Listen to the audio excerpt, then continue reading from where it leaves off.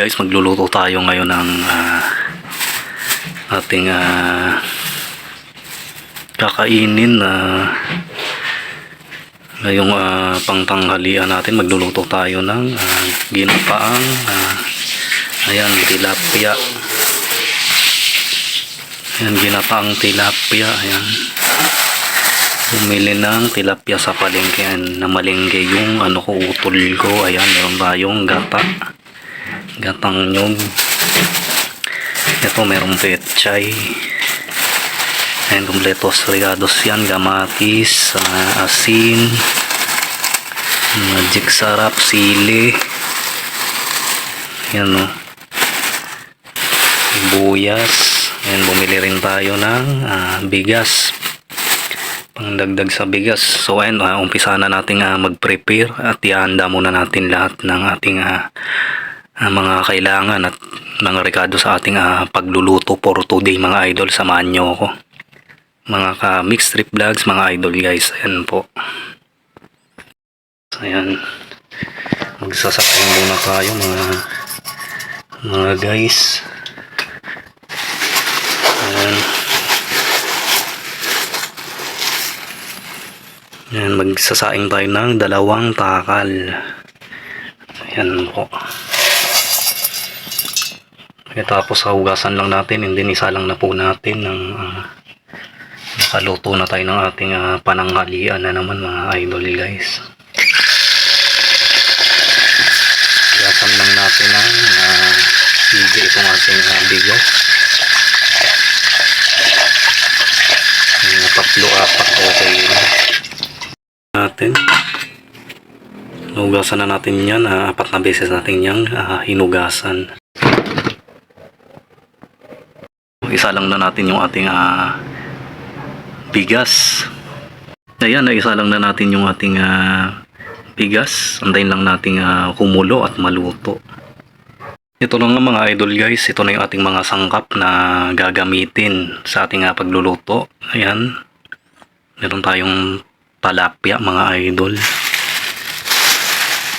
Ayan, bumili rin tayo ng mga rekado at panimpla. Ayan, magic sarap, asin, luya, kamatis, sili, ayan, sibuyas.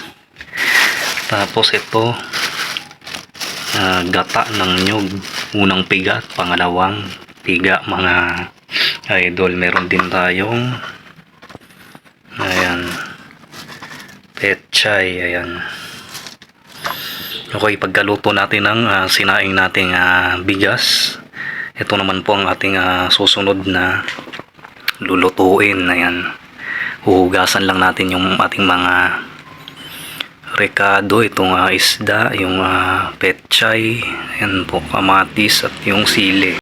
Mga idol, na hiwa na natin tong ating petchay. Mamaya ikakat na lang natin yan sa gitna. Hatiin natin sa gitna dahil masyadong malalaki itong ating nabiling petchay. Yan, lalaki ng dahon mga idol. Hugasan lang din natin ng mabuti. Malinis itong ating petchay. Ayan. Hugasan rin natin yung kamatis. Ayan. Hugasan natin ng maigi. Next, itong siling haba o siling green. Napansin ko na kaagad mga idol, no? Parang walang hanggang itong siling haba. Ayan, no? Itsura pa lang parang hindi maanghang. Kaya maglalagay na lang tayo ng siling maliit o yung native na sili natin. Ayun, talagang panalo yung anghang noon. Maliliit lang pero talaga namang solid ang anghang. Ito na, nai-ready na natin lahat ang ating mga rekado at sangkap. Ayan, malinis na yung ating tilapia. Fresh na fresh yung ating tilapia. Ganun din itong ating petchay mga idol. Fresh na fresh at berdeng berde yung dahon. Malinis na rin yan. Hugasan na natin yan ng mabuti. Okay po. Ayan. Umpisahan na po nating magluto.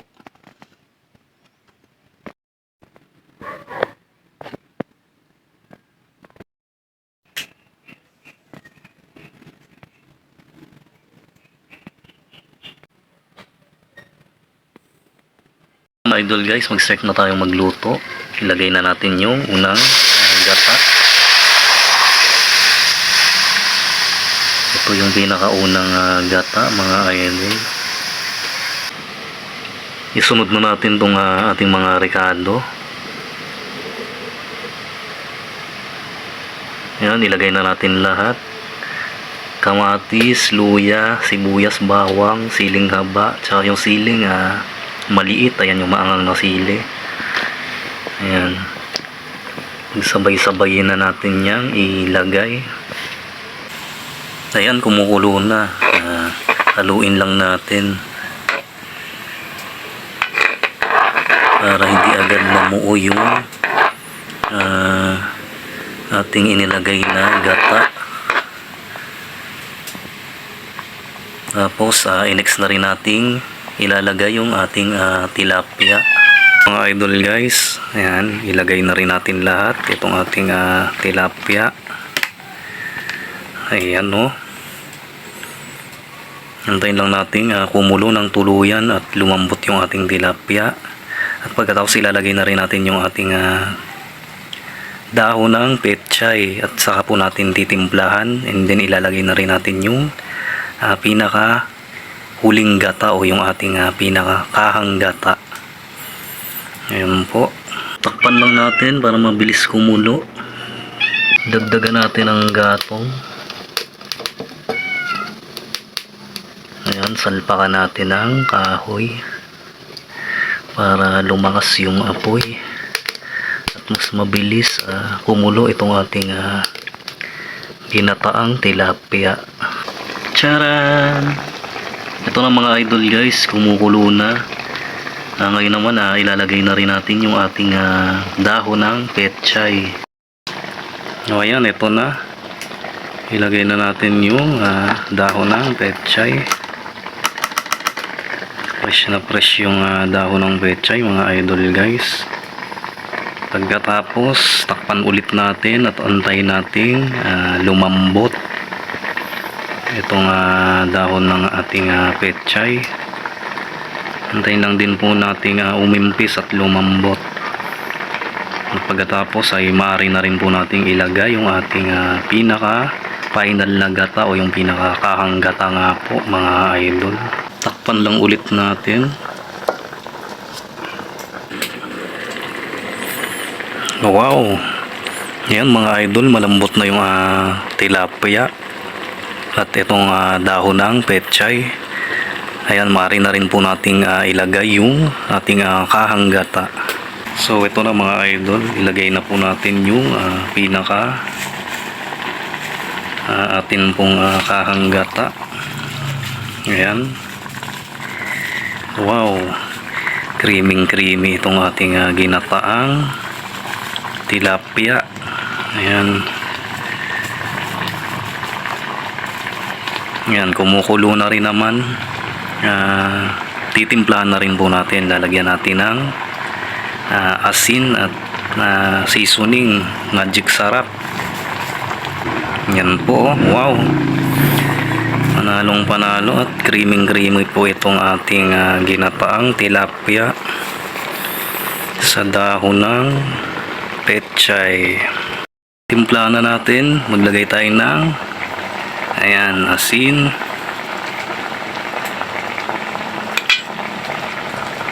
pagkatapos ayan, magic sarap, seasoning,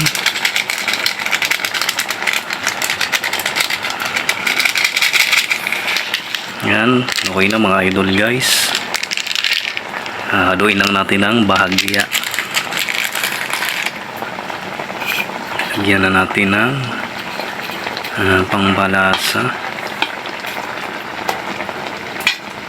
Grabe mga idol guys, oh. Creamy po itong ating ginataang talapia mga idol. Walang humpay at kamatayang talapia po mga idol.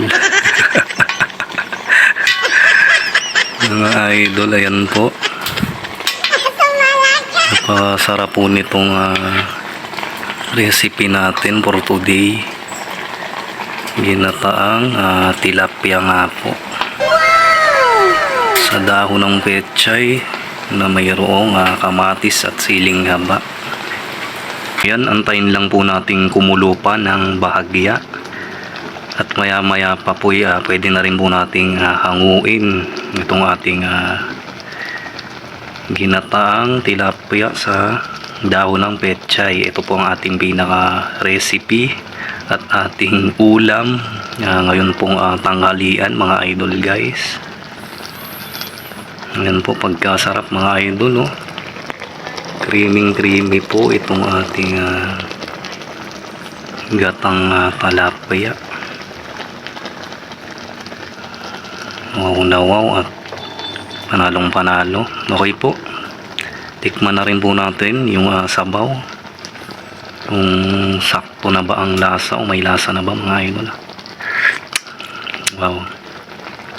Saktong-sakto lang po yung nilagay po nating timpla. Asin at seasoning nga po. So ayan, luto na mga idol guys. Hanguin na po natin at tayo po'y kakain na ng lunch. Ayan. Samahan nyo po akong muli mga idol guys sa atin pong cooking and eating show. Ito po yung ating pinaka content for today. Ayan po. Ito po ang ating pinaka video vlog ngayong araw na to. Alright.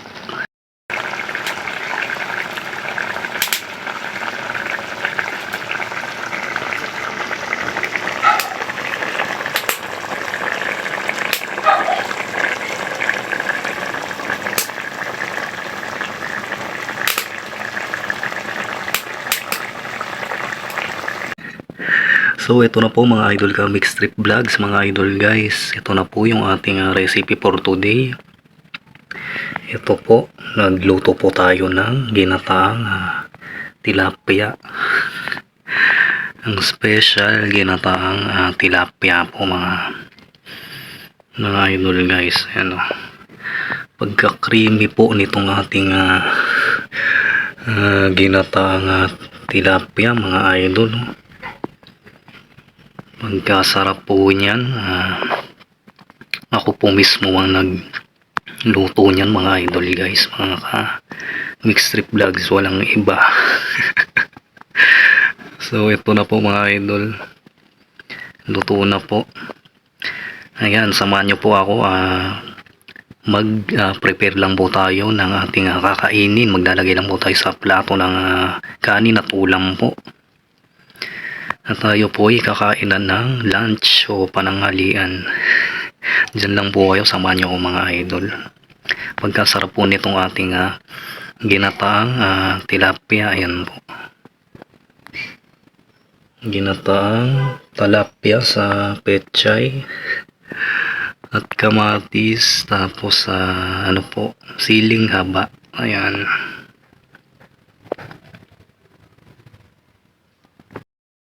Ito na po yung ating sinaing. Ayan, may kanin na tayo. Pagkatapos, ito na rin po yung ating nilutong ulam nga po.